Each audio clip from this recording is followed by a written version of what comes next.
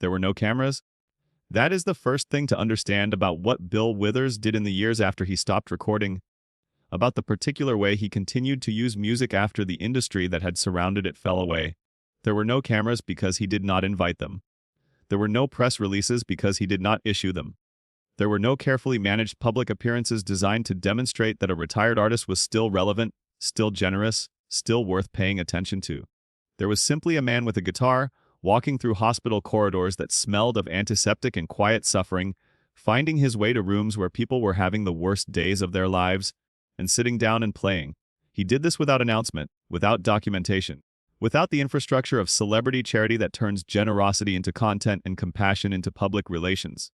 He did it the way the women of Slab Fork had brought food to his mother after his father died. Not because anyone was watching, not because recognition was expected, but because it was what you did when someone needed something you could give. He had learned that in West Virginia. He had carried it to California, and when the recording career ended and the stages went dark and the industry moved on to its next concern, he found that the thing he had learned, that music was not primarily a product or a performance but a form of human contact, a way of being present with another person in their actual experience, did not require an industry to practice. It required only a guitar in a room and someone in the room who needed to hear that they were not alone. By the late 1980s, Bill Withers had been absent from the active music industry for several years. The withdrawal had been gradual rather than abrupt, a slowing of output, a stepping back from the promotional machinery, a quiet reorientation toward the private life that had always felt more real to him than the public one. He had not issued a farewell statement. He had not framed the departure as anything more dramatic than what it was: a man who had finished saying what he came to say, choosing to spend the remaining years of his life in a different way. The industry had noticed, cataloged the absence, and moved on.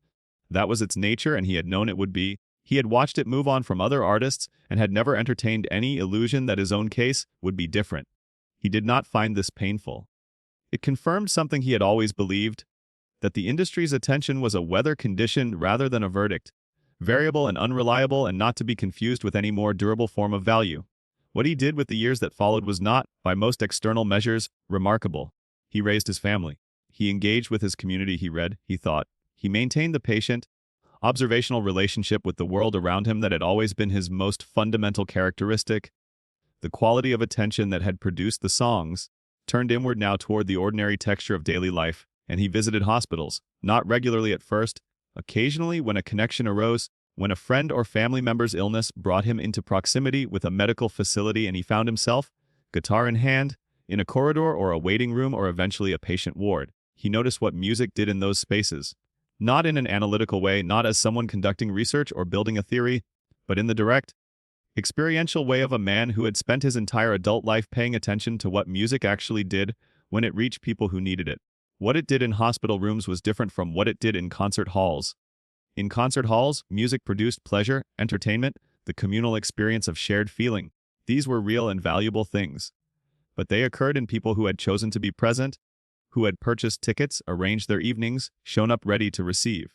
The music reached them in a condition of openness and expectation. In hospital rooms, the people were not there by choice. They had not purchased tickets or arranged their evenings or shown up ready to receive anything. They were there because their bodies had failed them in some way, or because someone they loved was failing, and the ordinary life that existed outside the hospital walls had been suspended without notice and replaced by something that had no schedule and no comfortable endpoint. Music reached these people differently. It arrived in a space where the defenses that ordinary life required, the performed competence, the social management, the careful maintenance of the self that one presented to the world, had been stripped away by circumstances that did not care about any of that. It arrived in a space of radical vulnerability, and in that space it could do things that entertainment never could. The first time Bill Withers sat in a patient's room and played a song, he had not planned to. He had been visiting a friend, someone from his neighborhood whose illness had brought him to Cedars Sinai, one of the large Los Angeles medical centers that served the city's varied population. He had brought his guitar because he often brought his guitar when he visited people who were ill, in the same uncalculated way that other people brought flowers or food, not as a performance, but as an offering, something he had to give that might be useful. He played a song, the friend listened. And then the friend's roommate, a stranger, an elderly man on the other side of the curtain that divided the room, said, without any particular drama, that he hadn't heard music in 3 weeks, and that it was the best thing that had happened to him since he'd been admitted. Bill Withers stayed another hour. He played for both of them. He asked the roommate what he liked to listen to. They talked about music, not professionally, not with the particular register that conversations about music take when one participant is a Grammy-winning songwriter and the other is aware of that fact. Simply two people talking about the songs they had loved and what those songs had meant at specific moments of their lives. When he left, the roommate was asleep. The friend told him later that the man had been having difficulty sleeping since his admission, that the hospital's particular combination of noise and silence and institutional rhythm had disrupted whatever mechanism allowed him to rest. He had slept after the music for 4 hours. Bill Withers returned the following week, not for his friend, who had by then been discharged, but for the roommate. And from that return, gradually and without plan, a practice developed. He was careful about how he described it. In the rare conversations where he described it at all, he did not use words like mission or calling or purpose, the elevated language that people sometimes applied to acts of generosity in order to give those acts a significance that, in his view, the acts themselves did not require and were not improved by. He talked about it the way he talked about most things he cared about, directly, simply, with the characteristic refusal to add more weight than the thing actually carried. He visited hospitals because people in hospitals needed company, and music was a form of company he could offer. That was the whole of it. The fact that he was Bill Withers, that the songs he was playing were his own compositions, recognized by the people who knew them, capable of producing in a hospital room the same quality of recognition that they produced everywhere else, was secondary to the fundamental human transaction. One person present with another person in their difficulty offering what they had. Some patients knew who he was. Others did not. He found that he preferred the latter, not out of false modesty, but because anonymity simplified the exchange. When a patient recognized him, the encounter acquired an additional layer of meaning. The celebrity visit, the story they would tell later, the particular quality of being the recipient of famous generosity. These were not bad things. But they complicated the primary transaction, which was simply here is a person, here is music, here is the particular form of company that music provides. When a patient did not recognize him, the music was just music, a man with a guitar playing songs. The songs were good songs. He had spent his career making sure of that, and they reached people the way good songs reach people, without requiring any additional context. He played Lean on Me in hospital rooms. He played Ain't No Sunshine and Lovely Day, and songs from his catalog that people sometimes recognized and sometimes didn't. He played other people's songs, standards and hymns and folk songs, and whatever the particular person in the particular room seemed to need.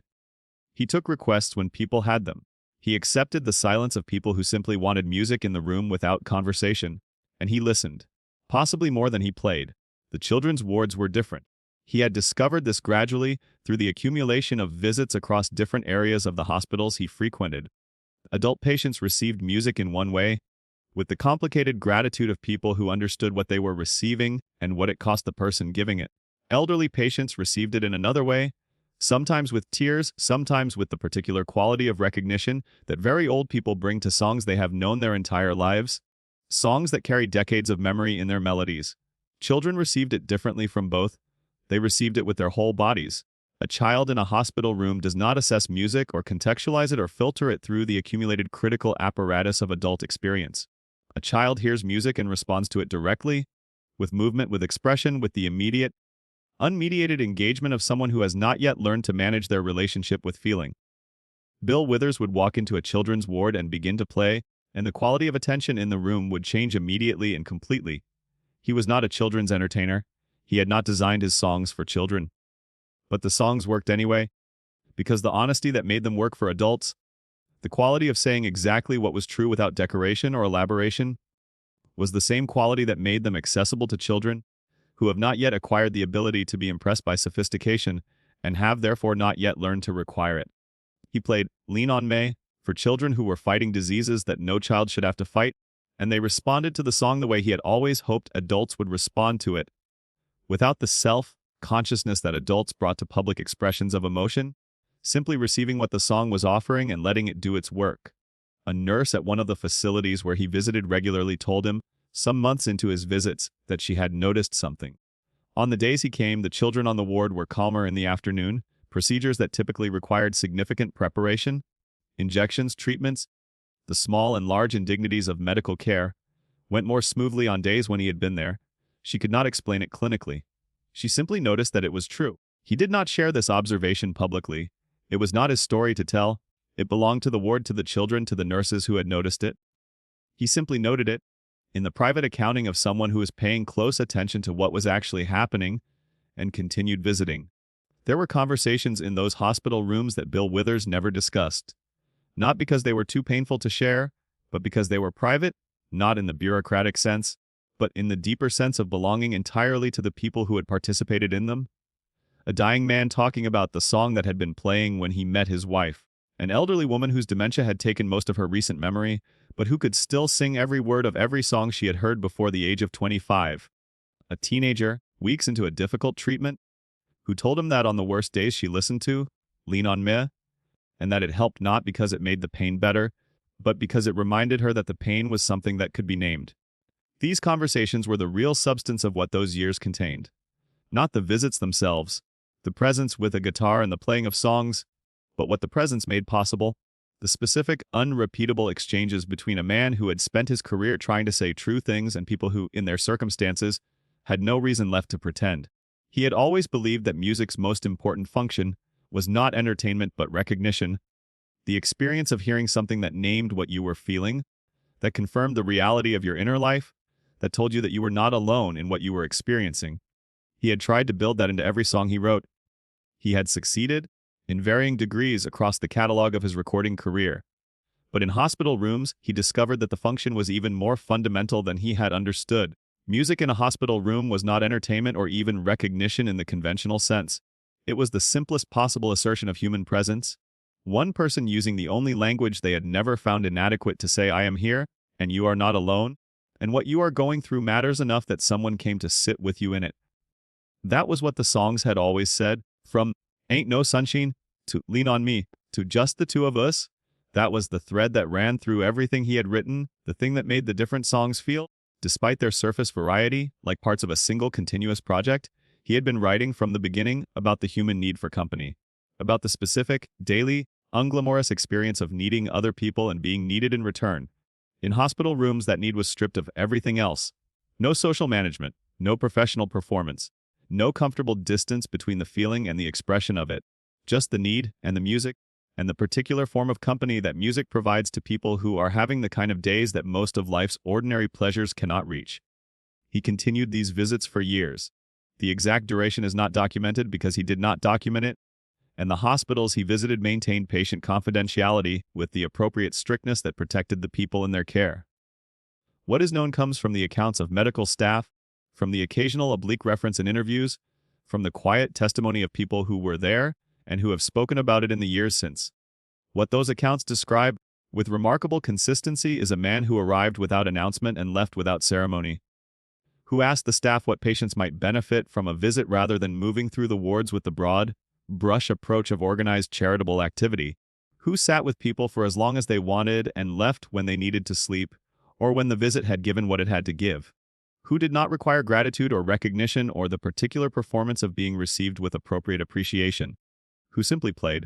The music he brought to those rooms was the same music he had made in apartments and studios across 2 decades of recording.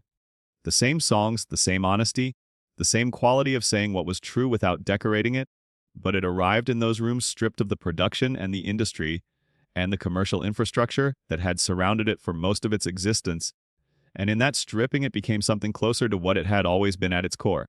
Not a product, not a performance.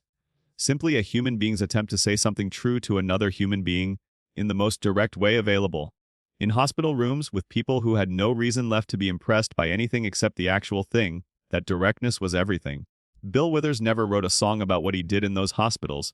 He never gave an interview specifically about the visits, never allowed them to become part of the public narrative of his life and legacy. They existed in a separate register from his public identity, not hidden exactly but not shared, belonging to the category of things a person does because they are right to do rather than because they produce a story worth telling. But what happened in those rooms mattered. It mattered to the people who were in them. It mattered to the medical staff who watched and understood what was occurring. And it mattered to the ongoing question of what music is actually for, what it does in the world when you remove the industry and the entertainment and the commerce and the charts and the awards, and leave only the fundamental transaction, one person offering something true to another person who needs it. Bill Withers spent 14 years recording that offer, putting it into songs that reached millions of people through radios and record players and eventually every form of technology the digital age produced.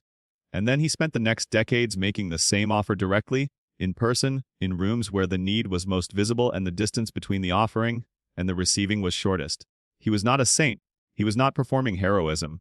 He was a man who had learned in Slab Fork, West Virginia, before he had words for it, that you gave what you had to the people who needed it, and that the giving did not require an audience to be real. The hospital rooms had no cameras.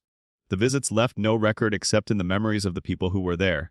But they were real as the songs, as real as anything that happened in the years when the cameras were present and the industry was watching. Perhaps more so. There is a version of Bill Withers' legacy that the music industry tells. The Grammy, the chart positions, the catalog that continued generating royalties and cultural presence long after he stopped making new music.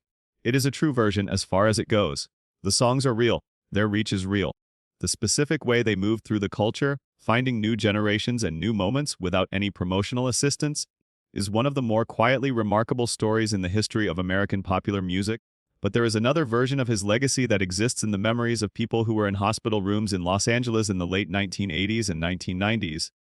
People who were having the worst days of their lives, who had been stripped of everything that ordinary life uses to insulate people from the fundamental facts of their existence, who heard a man with a guitar sit down in their room and play. People who did not know, in some cases, who he was, who knew only that someone had come and had brought music and had stayed. That version of his legacy has no charts and no awards. It left no commercial trace. It cannot be measured or cataloged or included in the summary that describes a career in the compressed language of public achievement. But it was real. As real as Lean on Me, as real as the Grammy, as real as Carnegie Hall and every other moment that the public record preserves. It was, in certain important ways, the most real thing, because it was the thing he did when no one was watching, the thing that revealed, more clearly than any public achievement could, what the music had always been about. Not entertainment. Not commerce. Simply, I am here. You are not alone. Here is what I have to give. He gave it in apartments in Watts. He gave it on stages from small clubs to Carnegie Hall. He gave it through radio speakers and hospital windows and every place where the songs found the people who needed them. And he gave it, without cameras and without ceremony, in hospital rooms where people who needed it most received it most directly. That was the whole of his work, and it was enough. I'm trying to be a complete human being. Bill Withers,